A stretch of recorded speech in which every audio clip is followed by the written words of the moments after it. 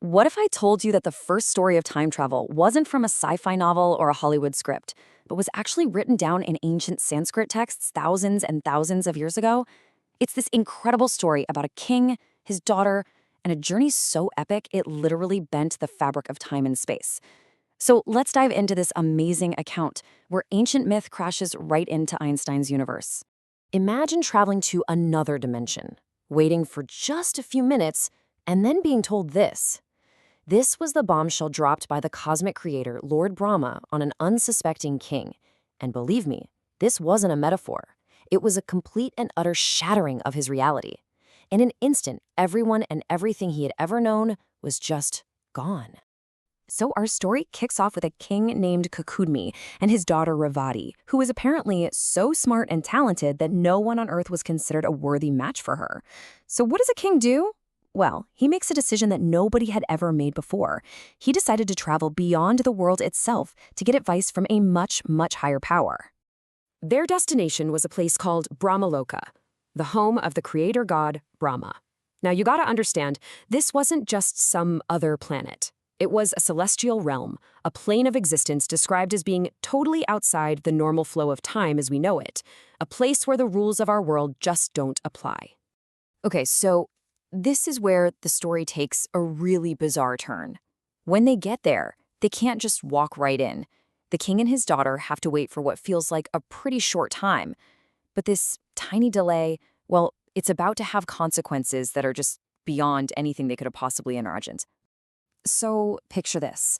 They're in this otherworldly, cosmic court, just patiently waiting for a concert to finish. To them, it feels like maybe 20 minutes. Just a short, beautiful piece of music before their big meeting. At that moment, nothing seems weird at all. And when the music's over, the king goes up to Brahma with his list of potential husbands, and Brahma just laughs. He then delivers that mind-blowing news. While they were enjoying that 20-minute concert, 27 times Chatter Yugas, we're talking entire cosmic ages, had passed back on Earth. Millions and millions of years had just vanished in what felt like the blink of an eye. For centuries, a story like this was just chalked up to being a wild piece of mythology, right? An impossible fairy tale. But what if it's not a fantasy at all? What if this ancient story is actually describing almost perfectly one of the most profound principles of modern physics? And this is where Albert Einstein enters the picture. His theory of relativity, which he came up with thousands of years after this story was first told, gives us a jaw-droppingly plausible way to explain King Kakudmi's impossible journey. It turns out, time isn't this constant ticking clock we all think it is.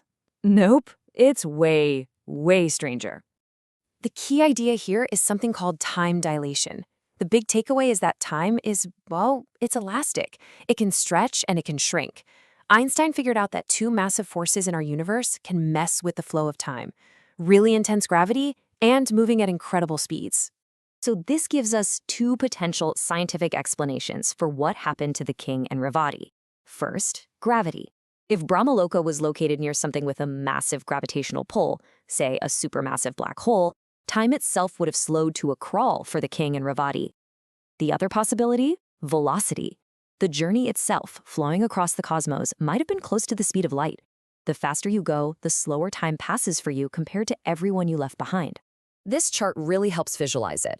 So if you think of Earth time as our baseline, someone traveling near light speed experiences time passing more slowly, but get someone near a huge gravitational source, like a black hole, and their time slows down to a mere trickle compared to ours.